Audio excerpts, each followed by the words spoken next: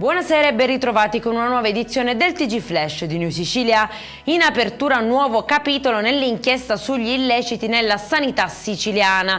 La Procura di Palermo ha fatto ricorso contro la decisione del GIP sulle misure cautelari, chiedendo un inasprimento per alcuni indagati, tra cui l'ex presidente della regione Totò Cuffaro.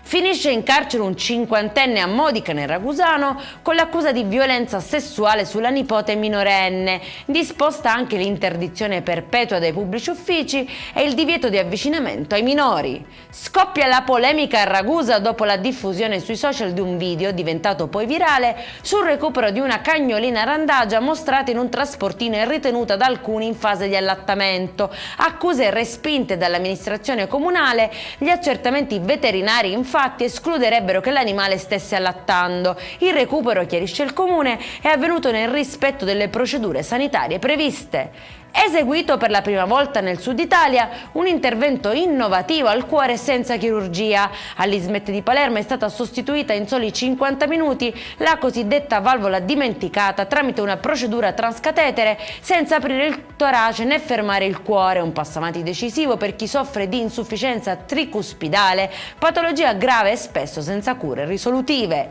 E in chiusura il meteo, domani sarà una domenica soleggiata, ma nei prossimi giorni si attende un drastico cambio di rotta. Per questa edizione è tutto, prossimo appuntamento lunedì alle 13:30. Buona serata e buon weekend!